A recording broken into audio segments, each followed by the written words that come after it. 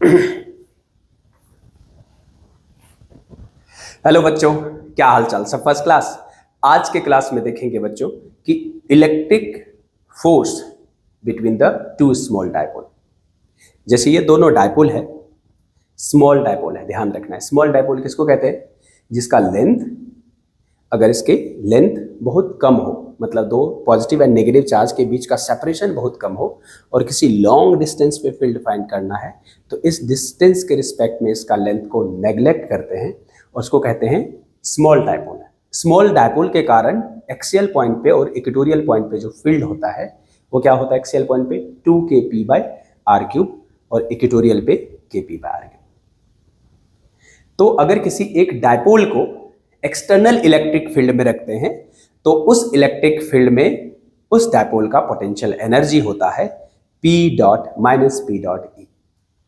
इतना हमने ऑलरेडी पढ़ रखा है, हमारे पिछले वाले वीडियोज में आप चेक कर सकते हैं। ठीक है, तो अगर किसी डायपोल को एक्सटर्नल इलेक्ट्रिक फील्ड में रखते हैं तो वो इलेक्ट्रिक फील्ड में के कारण उसका पोटेंशियल एनर्जी होता है माइनस P डॉट E। ठीक है, तो यहां पे दो डायपोल है, देख सकते हैं P1 और P2। तो ये P2 जो है P1 के इलेक्ट्रिक फील्ड में है, क्योंकि ये एक्सियल पॉइंट पे है, इसके कारण यहाँ पे इलेक्ट्रिक फील्ड होगा। तो P2 जो है P1 के इलेक्ट्रिक फील्ड में है और P1 जो है वो P2 का इलेक्ट्रिक फील्ड में है। अगर ये दोनों एक दूसरे के इलेक्ट्रिक फील्ड में है तो इसका पोटेंशियल एनर्जी होगा और इसका भी पोटेंशियल एनर्जी होगा। तो यहां से हम लिख सकते हैं पोटेंशियल एनर्जी P2 का, लिखेंगे, देखो, electric field due to dipole P1 at the location of dipole P2, तो लिखेंगे E1 इक्वल्स टू 2kP1/r³। ये डायपोल होता है, फील्ड होता है एट द एक्सियल पॉइंट, मतलब 1/4πε0 2P1/r³। तो पोटेंशियल एनर्जी हो जाएगा, लिखेंगे potential energy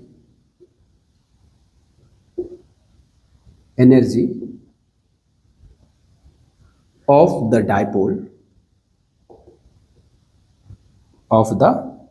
dipole P2 in the electric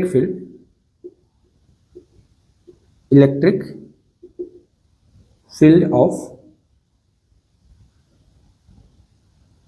dipole P1।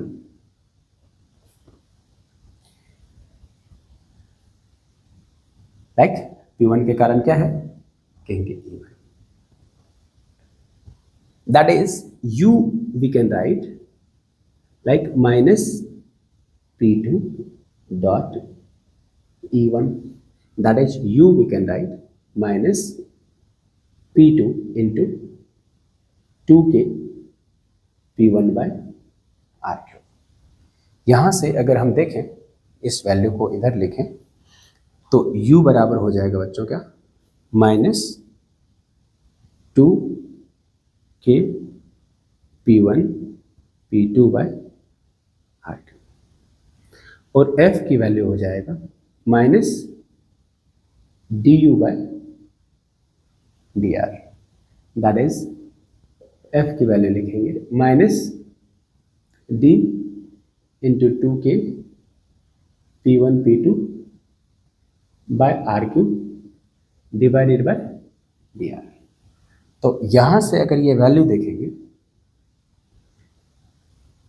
F equals to हो जाएगा, ये माइनस, देखो यहाँ पे ये du लिखेंगे तो du की वैल्यू यहाँ पे क्या है, माइनस है, तो यहाँ पे एक और माइनस आ जाएगा। तो F की वैल्यू लिखेंगे बच्चों, माइनस माइनस प्लस हो जाएगा 2kP1P2 dr⁻³ that F equals to 2kP1P2 into -3r⁻⁻⁴, in differentiation हो जाएगा। F की वैल्यू हो जाएगा -6kP1P2/r⁴।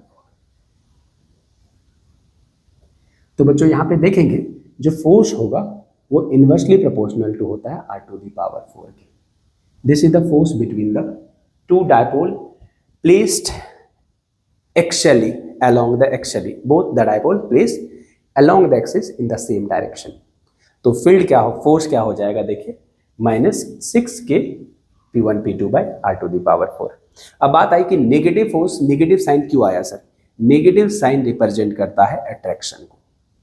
जैसे पोटेंशियल एनर्जी की बात करें तो पोटेंशियल एनर्जी देखिए तो क्या आया, यहाँ पे cos थीटा भी लिखेंगे, तो cos थीटा क्या लिखेंगे बताइए, cos 0 डिग्री। कहेंगे सर क्यों लिखेंगे 0 डिग्री?